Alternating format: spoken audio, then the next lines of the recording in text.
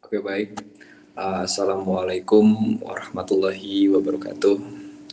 Salam sejahtera untuk kita semua. Puji dan syukur atas nikmat Tuhan Yang Maha Esa sehingga kita dapat membahas materi kali ini dalam keadaan sehat walafiat. Tak luput yang saya hormati Ibu Anggi selaku dosen dan teman-teman yang saya cintai. Perkenalkan, nama saya Andra Febriawan. Di sini saya bertugas sebagai moderator dalam presentasi kali ini dan bersama dua anggota lainnya, yaitu ada Salman dan Sihab. Baik teman-teman, langsung saja kita mulai ke sesi yang pertama adalah pembukaan. Sebelum itu, mari kita ucapkan Bismillahirrahmanirrahim bersama-sama. Selanjutnya penyampaian materi yang akan saya bacakan untuk yang pertama ini. Baik Salman, next. Di sini ada perjanjian waktu kerja tertentu atau PKWT adalah perjanjian kerja antara pekerja atau buruh dengan pengusaha untuk mengadakan hubungan kerja dalam waktu tertentu atau untuk pekerjaan tertentu. Menjelaskan aturan mengenai perjanjian kerja waktu tertentu atau PKWT ini berdasarkan undang-undang yang berlaku. Nah, di sini undang-undangnya itu adalah hubungan kerja lahir atas dasar sebuah perjanjian kerja antara pekerja dan pengusaha. Peraturan perundang-undangan perburuhan mengatur dua perjanjian kerja menurut jangka waktunya, yakni perjanjian kerja waktu tertentu atau bisa disebut dengan PKWT atau pekerjanya sering disebut sebagai pekerja kontrak. Nah, dan yang satunya lagi adalah perjanjian kerja waktu tidak tertentu atau PKWT. Nah, pekerjanya ini sering disebut juga sebagai pekerja tetap atau karyawan ya. Sebagai pekerja kontrak yang hubungan kerjanya dibatasi dengan jangka waktu tertentu, Anda harus mengetahui dengan jelas syarat-syarat kerja, hak dan kewajiban Anda dan pengusaha, agar meskipun hanya berlangsung dalam jangka waktu sementara, namun kualitas hubungan kerja yang terjalin menjamin kondisi kehidupan yang layak bagi pekerja. Next. Nah, di sini ada pertanyaan ya. Apa yang dimaksud dengan pekerjaan waktu tertentu atau disingkat dengan PKWT? Menurut keputusan Menteri Tenaga Kerja dan Transmigrasi RI nomor KEP 100 Men 2004 tentang pelaksanaan perjanjian kerja waktu tertentu dan peraturan pemerintah nomor 35 tahun 2021 PP 35 2021 tentang perjanjian kerja waktu tertentu, alih daya waktu kerja dan waktu istirahat dan pemutusan hubungan kerja yang merupakan aturan turunan dari Undang-Undang Cipta Kerja nomor 11 tahun 2020. Pengertian perjanjian waktu kerja tertentu adalah perjanjian kerja antara pekerja atau buruh dengan pengusaha untuk mengadakan hubungan kerja dalam waktu tertentu atau pekerjaan tertentu. PKWT ini didasarkan atas jangka waktu atau selesainya suatu pekerjaan tertentu berdasarkan perjanjian kerja. Next. Di sini ada unsur-unsur perjanjian kerja. Mencermati uraian di atas, maka unsur hubungan kerja terdiri atas pihak sebagai subjek atau pengusaha dan pekerja buruh. Perjanjian kerja adanya pekerjaan, upah, dan perintah. Dengan demikian, landasan hubungan kerja adanya perjanjian kerja, baik tertulis maupun tidak tertulis atau bisa disebut dengan lisan. Sedangkan beberapa ahli berpendapat bahwa di dalam perjanjian yang menjadi dasar hubungan kerja, yaitu ada empat unsur penting ya, yaitu satu, adanya pekerjaan. Nah, di sini ada di pasal 1601 KUH Perdata dan pasal 341 KUH Dagang. Dan dua, adanya upah. Nah, ini ada di pasal 13P KUH Perdata. Dan ketiga, adanya perintah orang lain. Nah, di sini ada di pasal 1603 B KUH Perdata. Dan yang terakhir, terbatas waktu tertentu karena tidak ada hubungan kerja berlangsung terus-menerus. Oke, next. Di sini ada jenis dan sifat perjanjian kerja waktu tertentu. Nah, untuk ini PKWT dapat diadakan untuk pekerjaan yang jenis dan sifat atau kegiatan yang bersifat tidak tetap. Lalu PKWT dapat dilaksanakan terhadap pekerjaan yang didasarkan atas jangka waktu atau selesainya suatu pekerjaan tertentu atau pekerjaan tertentu lainnya yang jenis dan sifat atau kegiatannya bersifat tidak tetap dengan rincian sebagai berikut. Nah, di sini ada satu pasal 5 ayat 1 PP 35 tahun 2021 mengatur PKWT berdasarkan jangka waktu, yaitu A. Pekerjaan yang diperkirakan penyelesaiannya dalam waktu yang tidak terlalu lama. Dan B. Pekerjaan yang bersifat umum, atau C. Pekerjaan yang berhubungan dengan produk baru, kegiatan baru, dan produk tambahan yang masih dalam percobaan atau penjajakan. Next. Dan yang kedua di sini ada pasal 5 ayat 2 PP 35 dan yang tahun yang sama ya, 2021 mengatur PKWT berdasarkan selesainya suatu pekerjaan tertentu, yaitu A. Pekerjaan yang sekali selesai, atau B. Pekerjaan yang sementara sifatnya. Di sini nomor 3 pasal 5 ayat 3 dan pasal 10 ayat 1 PP 35 tahun 2021 menyebutkan PKWT ini yang dapat dilaksanakan terhadap pekerjaan tertentu lainnya yang jenis dan sifat atau kegiatannya bersifat tidak tetap, berupa pekerjaan tertentu yang berubah-ubah dalam hal waktu dan volume pekerjaan serta pembayaran upah pekerja atau buruh berdasarkan kehadiran seperti perjanjian kerja harian. Next. Di sini ada kewajiban para pihak dalam perjanjian kerja. Hubungan kerja terjadi setelah adanya perjanjian kerja. Dan perjanjian kerja merupakan peristiwa hukum sehingga konsekuensi suatu hubungan kerja menimbulkan akibat hukum berupa hak dan kewajiban bagi para pihak, yaitu pihak pengusaha dan pihak pekerja atau buruh. Next. Nah, untuk jenis pekerjaan yang diperbolehkan menggunakan PKWT yaitu 1. Pekerjaan yang diperkirakan penyelesaiannya dalam waktu yang tidak terlalu lama. Di sini 2. Pekerjaan yang bersifat musiman, yaitu pekerjaan yang tergantung pada musim atau cuaca tertentu dan tergantung pada kondisi tertentu. Contohnya pekerjaan tambahan yang dilakukan untuk memenuhi pesanan atau target. Dan yang 3, pekerjaan yang berhubungan dengan produk baru, seperti yang tadi kita katakan, kegiatan baru atau produk tambahan yang masih dalam percobaan atau penjajakan. Yang keempat, pekerjaan yang sekali selesai atau pekerjaan yang sementara sifatnya. Dan yang kelima ini ada pekerjaan tertentu lainnya yang jenis atau sifat kegiatannya bersifat tidak tetap.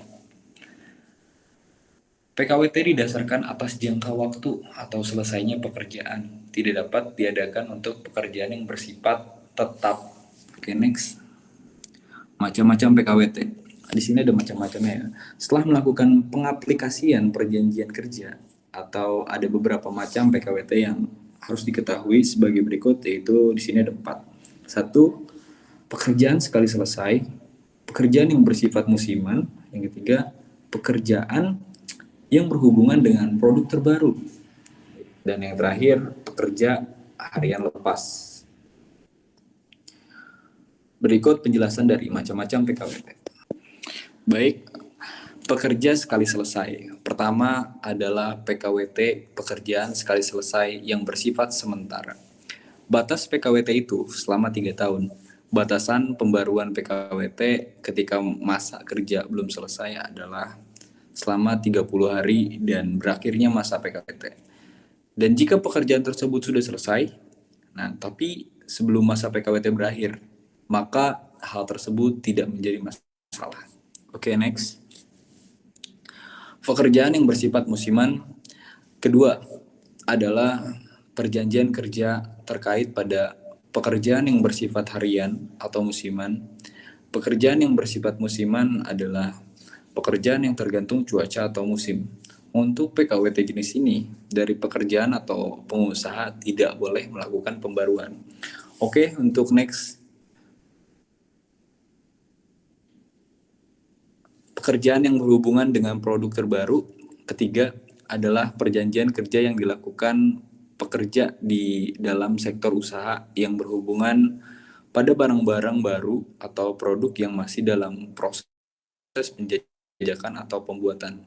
Pekerjaan jenis ini batas masa perjanjian hanya 2 tahun dan batas perpanjangan hanya dilakukan 1 kali. Next, bro.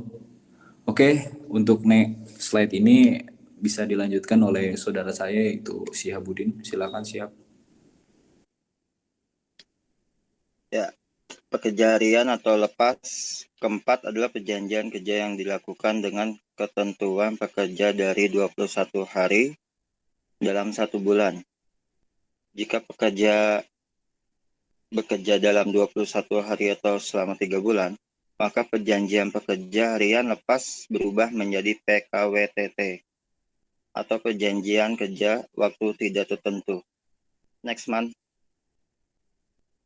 Pekerja kontrak atau PKWT dapat melakukan pekerjaan yang sifatnya permanen, yaitu tidak Pasal 42 PP 35 atau 2021 menegaskan larangan diterapkannya PKWT untuk pekerjaan yang jenis atau kegiatannya bersifat tetap.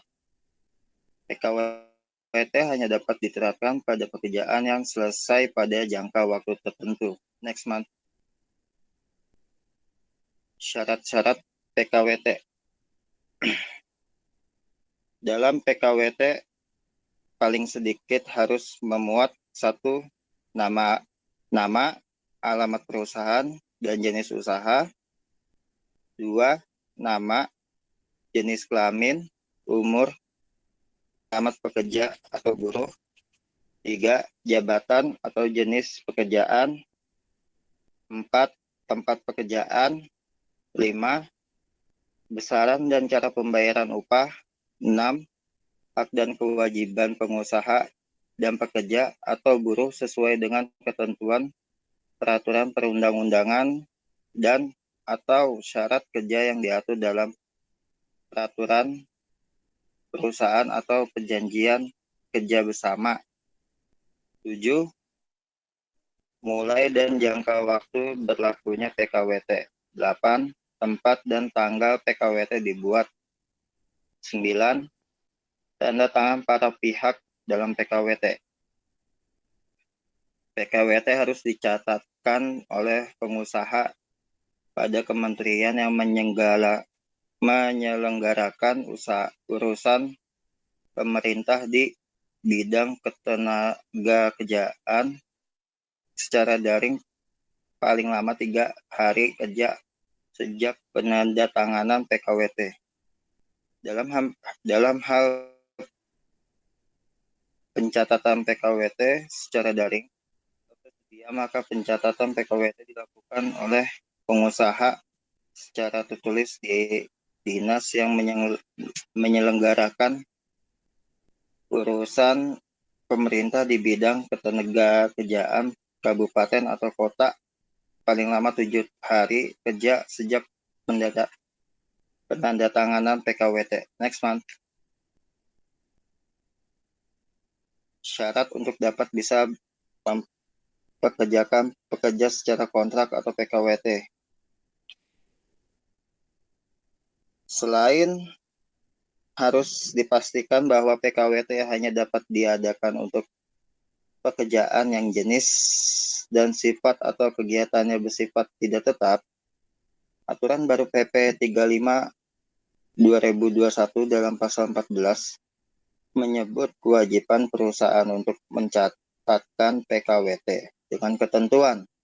1. PKWT harus dicatatkan dicatatkan oleh pengusaha pada kementerian yang menyelenggarakan urusan pemerintahan di bidang ketenagakerjaan secara daring paling lama 3 hari kerja sejak penandatanganan PKWT.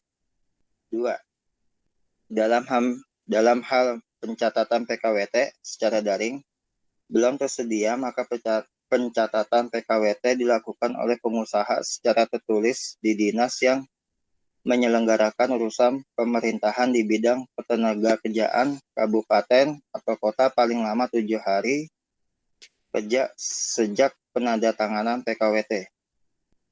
Pada perjanjian kerja waktu tertentu, yang menjadi pihak dalam perjanjian adalah pekerja secara pribadi dan langsung dengan pengusaha. Next man. Pekerja kontrak atau PKWT juga mengharuskan adanya masa percobaan kerja, yaitu PKWT tidak dapat mensyaratkan adanya masa percobaan kerja. Dalam hal disyaratkan masa percobaan kerja yang disyaratkan tersebut batal demi hukum dan masa percobaan kerja tersebut tetap dihitung sebagai masa kerja pasal 12 PP 35 2021. Next man. Jangka waktu PKWT. Terdapat 3 jenis jangka waktu PKWT. Dijelaskan sebagai berikut. 1. PKWT yang berdasarkan jangka waktu berlaku selama maksimal 5 tahun. PKWT dapat diperpanjang beberapa kali apabila pekerja yang dilaksanakan belum selesai. Dengan ketentuan jangka waktu keseluruhan PKWT, perpanjangan tidak boleh dari 5 tahun pasal 8 PP 35 2021. 2. PKWT berdasarkan selesainya suatu pekerjaan tertentu didasarkan atas kesepakatan para pihak. Dalam hal pekerjaan tertentu yang diperjanjikan dalam PKWT belum dapat diselesaikan, maka jangka waktu PKWT dilakukan perpanjangan sampai batas waktu tertentu hingga selesai pekerjaan pasal 9 PP 35 2021. 3. PKWT berdasarkan pekerjaan tertentu lainnya yang jenis dan sifat atau kegiatannya bersifat tidak tetap dapat dilakukan dengan perjanjian kerja harian. Dengan ketentuan pekerja bekerja kurang dari 21 hari dalam 1 bulan. Dalam hal pekerja atau buruh bekerja 21 hari atau lebih dari 3 bulan berturut-turut atau lebih, maka perjanjian kerja harian menjadi tidak berlaku dan hubungan kerja antara pengusaha dengan pekerja atau buruh demi hukum berubah berdasarkan perjanjian kerja waktu tidak tertentu atau PKWTT atau menjadi pekerja tetap pasal 10 ayat 3 dan 4. Next man. PKWT yang berdasarkan jangka waktu PKWT dapat diperpanjang beberapa kali apabila pekerjaan yang dilaksanakan belum selesai dengan ketentuan jangka waktu keseluruhan PKWT serta perpanjangannya tidak lebih dari 5 tahun. Pasal 8 PP 35 2021. Next man. Isi dari perjanjian kerja waktu tertentu PKWT. Isi dari perjanjian kerja bersifat mengatur hubungan individual antara pekerja dengan perusahaan atau perusaha. Contohnya, kedudukan atau jabatan, gaji atau upah pekerja, tunjangan serta fasilitas apa yang didapat pekerja, dan hal-hal lain yang bersifat mengatur hubungan kerja secara pribadi. Menurut pasal 13 PP 35 2021, PKWT paling sedikit memuat 1. Nama alamat perusahaan dan jenis usaha. 2. Nama jenis kelamin, umur, dan alamat pekerja atau buruh. 3. Jabatan atau jenis pekerjaan. 4. Tempat pekerjaan. 5. Besaran dan cara pembayaran upah. Next man. 6. Hak dan kewajiban pengusaha dan pekerja atau buruh sesuai dengan ketentuan peraturan perundang-undangan dan atau syarat kerja yang diatur dalam peraturan perusahaan atau perjanjian kerja bersama. 7. Mulai dan jangka waktu PKWT. 8. Tempat dan 9. Tanda tangan para pihak dalam PKWT. Lanjut, man. Next. Kelebihan dan kekurangan PKWT. Keuntungannya perjanjian kerja waktu para pekerja yang sudah ditentukan. Mungkin untuk pekerja memiliki kepercayaan yang lebih baik. Jangka waktu dari perjanjian yang sudah disetujui oleh pekerja dapat memikirkan rencana selanjutnya setelah waktu kerja sama selesai. Kelebihan dari perjanjian kerja yang lain adalah untuk pekerja yang memiliki dinamika karir yang lebih baik. Pengalaman yang dimiliki oleh pekerja sebelumnya, pekerja dapat menaikkan gaji sesuai prosedur. Nah, untuk memperpanjang kontrak kerja di tempat yang sama atau berpindah ke tempat yang lain, sebagai pekerja harus sudah memiliki bekal pengalaman dan akan memiliki nilai tawaran yang lebih tinggi. Next man. Next. Kekurangannya dari perjanjian kerja jenis ini menyebabkan pekerja tidak mendapatkan pesangon jika kontrak kerja selesai. Perusahaan atau pihak pengusaha menerapkan PKWT memang tidak memiliki kewajiban memberikan pesangon ke pekerja. Next man.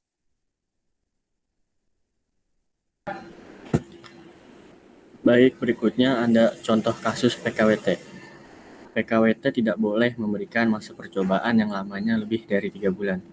Bekerja selama 2 bulanan dari waktu yang ditentukan dalam PKWT. Diadakannya masa percobaan selama 3 bulan, lalu baru 2 bulan bekerja lalu keluar. Maka pengusaha tidak perlu memberikan gaji atau ganti rugi karena masih dalam percobaan. PKWT dan PKWTT adalah hal yang berbeda dengan jangka waktu masa pekerjaan. Pengertian PKWT dan PKWTT agar tidak ada kesalahan yang membuat kerugian dari salah satu pihak. Dan selanjutnya ada pegawai outsourcing. Berikut pengertian outsourcing. Outsourcing dibagi menjadi 2 kata, yaitu out dan sourcing.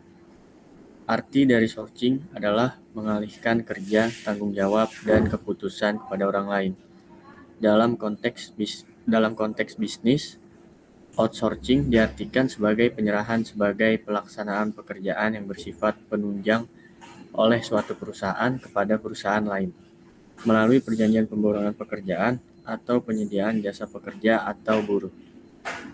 Sedangkan dalam konteks hukum, outsourcing memiliki pengertian yang sama tapi menekankan pada legalitasnya. Sehingga outsourcing juga dapat diartikan sebagai kebijakan usaha yang wajar dari suatu perusahaan dalam rangka efisiensi usaha. Selanjutnya ada alasan perusahaan memberlakukan outsourcing. Setelah memahami pengertian outsourcing, dapat dipahami bahwa outsourcing merupakan aktivitas yang sudah berlangsung sejak lama dan masih relevan sampai sekarang.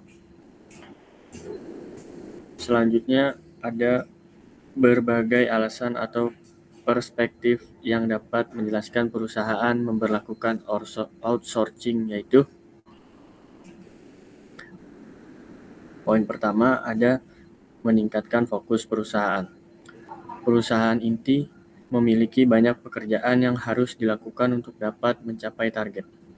Melimpahkan pekerjaan yang tidak inti melalui outsourcing dapat diartikan mereka tidak perlu mengkhawatirkan bagian tersebut, sebab mereka dapat mempercayakan bagian tersebut untuk dikerjakan oleh outsourcing. Pembagian pekerjaan ini akhirnya membuat mereka lebih bisa fokus pada pekerjaan inti di perusahaan. Poin berikutnya yaitu menghemat biaya. Outsourcing memungkinkan perusahaan menghemat anggaran hingga 20%. Sebab perusahaan tidak perlu mengeluarkan anggaran untuk merekrut pegawai. Upah yang diberikan kepada pegawai juga tidak sebanyak pada pegawai tetap. Oleh karena itu dapat menghemat biaya. Perusahaan dapat mengalokasikan anggaran untuk keperluan lainnya. Poin ketiga yaitu memperoleh sumber daya yang tidak dimiliki sendiri. Melalui outsourcing, perusahaan dapat merekrut orang untuk kebutuhan yang spesifik dan sementara atau hanya sampai tugas tersebut selesai. Sehingga melalui outsourcing, perusahaan dapat memenuhi keperluannya meskipun tidak memiliki sumber daya yang diharapkan. Berikutnya poin keempat yaitu mudahnya menemukan pegawai yang tepat. Perusahaan outsourcing dapat membantu menemukan pegawai yang tepat untuk pekerjaan yang dibutuhkan. Perusahaan yang merekrutnya juga dapat mempekerjakan hanya sampai pekerjaan selesai dan tenaganya tidak dibutuhkan lagi. Poin kelima, mengembangkan inovasi perusahaan. Ketika perusahaan dalam proses pembesaran atau pengembangan, pekerjaan yang harusnya dilakukan menjadi banyak. Outsourcing dapat membantu dalam melancarkan perusahaan dalam berinovasi. Sebab perusahaan dapat menyederhanakan pekerjaan atau bagian yang dianggap tidak penting untuk dikerjakan oleh outsourcing. Dan poin keenam, mempercepat kinerja atau memproduksi. Bergantung pada jenis layanan yang ditawarkan, baik produk ataupun jasa, outsourcing dapat mempercepat kinerja atau produksi. Semakin banyak orang yang dipekerjakan, maka semakin cepat pekerjaan terselesaikan dalam waktu yang singkat hingga akhirnya target tercapai. Berdasarkan berbagai alasan yang telah disebutkan di atas, dapat disimpulkan bahwa alasan pokok perusahaan memberlakukan outsourcing adalah agar perusahaan dapat bertahan dari situasi krisis dan agar perusahaan dapat mencapai tujuannya. Berikut ada jenis-jenis pekerjaan outsourcing. Seperti yang sempat disinggung sebelumnya, outsourcing identik dengan pekerjaan yang tidak berkaitan langsung dengan produksi inti. Dalam pasal 64 Undang-Undang Nomor 13 Tahun 2003 tentang ketenagakerjaan menjabarkan tentang dua jenis outsourcing. Berikut dua jenis outsourcing tersebut dan penjelasannya. Pertama, pemborongan pekerjaan. Pemborongan pekerjaan berarti mengalihkan proses bisnis atau pekerjaan. Perusahaan menyerahkan pelaksanaan pekerjaan kepada pihak lain tanpa menyediakan perlengkapan dan peralatan pekerja yang dibutuhkan. Sehingga pihak lain ini merupakan pihak yang sudah memiliki peralatan yang dibutuhkan. Dan yang kedua, penyediaan jasa pekerja atau buruh. Proses perekrutan outsourcing diselenggarakan oleh perusahaan outsourcing. Mereka juga yang bertanggung jawab atas nasib pegawai tersebut. hubungan kerja antara perusahaan penyedia jasa pekerja dengan pegawainya yang ditempatkan pada perusahaan pemberi pekerjaan dapat berupa perjanjian kerja waktu tertentu atau perjanjian kerja waktu tidak tertentu. Selanjutnya yaitu ada hak-hak pegawai outsourcing di Indonesia. Berbicara outsourcing, tidak bisa mengabaikan regulasi aktivitas outsourcing di Indonesia pada masa ini. Meskipun praktik outsourcing sudah berlangsung sejak lama, perubahan zaman berpengaruh terhadap dinamika outsourcing sendiri. Seperti yang disebutkan di awal, peraturan tentang outsourcing telah diubah dan disahkan pada tahun 2021. Pada awalnya, peraturan yang berlaku adalah Undang-Undang Nomor 13 Tahun 2003 tentang Ketenagakerjaan.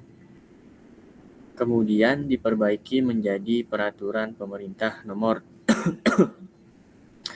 35 Tahun 2021 tentang Perjanjian Kerja Waktu Tertentu atau PKWT.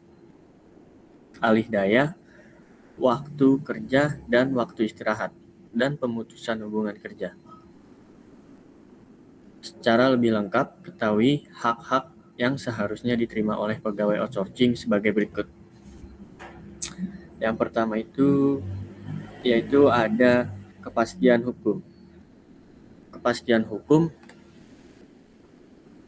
Hak kepastian hukum mendasari pentingnya regulasi tentang ketenagakerjaan dan outsourcing secara spesifik agar berpihak kepada pegawai outsourcing dan menjamin kesejahteraannya. Yang kedua, uang lembur. Uang lembur merupakan hak pegawai yang sudah diatur dalam keputusan Menteri pada tahun 2004. Hak ini tidak hanya berlaku pada pegawai tetap, tetapi juga pegawai outsourcing atau kontrak. Yang ketiga, jaminan sosial. Pada jaminan sosial atau jaminan keamanan dan keselamatan kerja bagi pegawai outsourcing sangat penting disediakan oleh perusahaan yang merekrut. Selain karena hak ini sudah tertera dalam pasal 99 Undang-Undang tentang Ketenagakerjaan, perusahaan memiliki tanggung jawab penuh terhadap tenaga yang dikeluarkan oleh pegawai demi memenuhi pekerjaan yang diinisialisasi perusahaan. Yang keempat, pesangon. Pegawai outsourcing bekerja dalam batas waktu sesuai yang diterapkan dalam kontrak. Pesangon dapat diserahkan kepada pegawai setelah perjanjian terpenuhi. Dan yang terakhir, ada bantuan hukum. Pegawai outsourcing juga berhak mendapatkan jaminan dan bantuan hukum meskipun status mereka sebagai pegawai kontrak. Hal ini didasarkan pada setiap manusia berhak mendapatkan perlindungan hukum. Dan sekian, terima kasih presentasi dari kelompok kami, dan selanjutnya akan ditutup oleh moderator kelompok kami yaitu Andra Febriawan. Silakan. Oke, baik. Terima kasih Salman atas presentasinya. Sekian presentasi dari kelompok kami hari ini. Jika ada kurangnya, kami mohon maaf yang sebesar-besarnya. Semoga apa yang kami sampaikan berguna untuk diri kami masing-masing dan khususnya pada semua orang. Selamat malam dan salam dari kelompok kami.